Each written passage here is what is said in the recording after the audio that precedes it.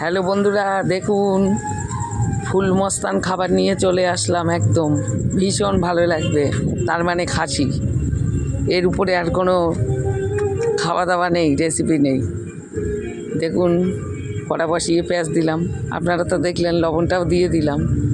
দিয়ে দেখুন আদা বাটা দিলাম, রসুন বাটা দিলাম, দিয়ে হলুদ দিয়ে দিলাম, দিয়ে এবার ভালো করে বেশ একটু মিশিয়ে কষিয়ে নিই। দেখুন আবার লাল লঙ্কার গুঁড়ো দিয়ে দিলাম, দিয়ে এটার সাথে ভালো করে মিশিয়ে নিই, কষিয়ে নিই। একটু জল দিয়ে দিলাম, দিয়ে আবার একটু নাড়াচাড়া দিই ভালো করে। দারুণ লাগছে দেখে।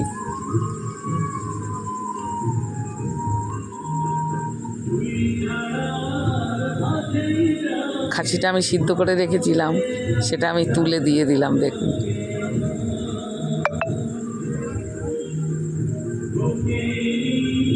আলাদা সিদ্ধ করে নিয়েছিলাম। দেখুন কত সুন্দর কষানো হয়ে গেল, একদম দারুণ দারুণ। আমাদের বাঙালির এর উপরে কোনো খাবার নেই।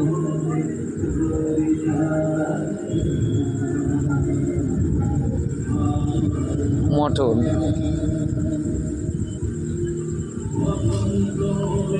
দেখুন টমেটো দিয়ে দিলাম, 3-4টে টমেটো কেটে নিয়েছিলাম নানান রকম সাইজ করে।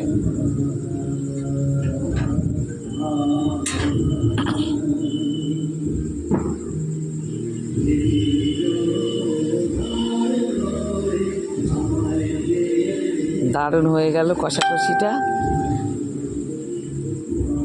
দেখুন এবার একটু গুঁড়ো গরম মশলা দিয়ে দেবো, হ্যাঁ, দিয়ে আবার একটু কষিয়ে নেব, সুন্দর টেস্ট লাগে।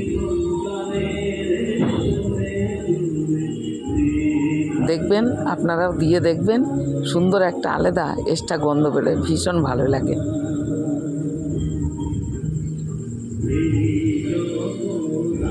দেখুন এবার একটু ঢেকে দিলাম।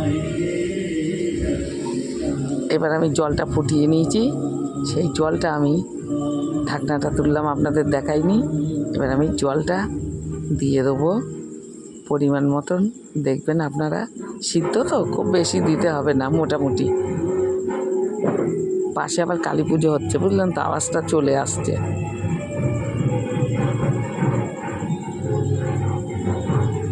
দেখুন গরম জলটা আমি ঢেলে দিলাম, যে মাংস সিদ্ধ করেছিলাম জলটা, ওই জলটাই ভালো ফুটিয়ে নিয়ে দিয়ে দিলাম। দিয়ে দেখুন কত সুন্দর হয়েছে। এইবার আমি একটু নাড়াচাড়া দিয়ে ভালো করে বেশ মিশিয়ে দিই।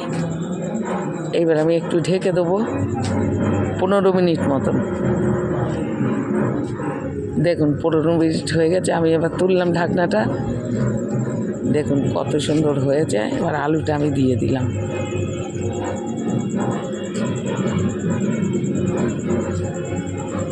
আবার একটু ঢেকে দিলাম, আবার দেখুন ঢাকনাটা তুললাম। সুন্দর হয়েছে মাংসটা, খাসির মাংসের রেসিপি। বন্ধুরা দেখবেন, খেতেও ভালো লাগে। আপনারা বাড়িতেও এমন করে তৈরি করে খাবেন, ভীষণ ভালো লাগবে।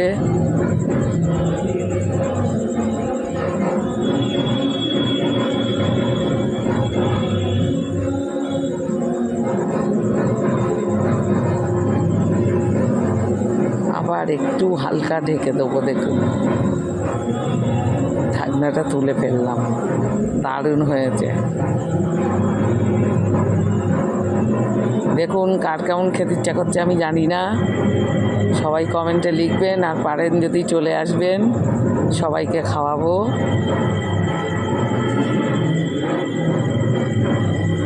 এটা আমার এখানেই থাকবে, রাখলাম। সবাই ভালো থাকবেন, টাটা।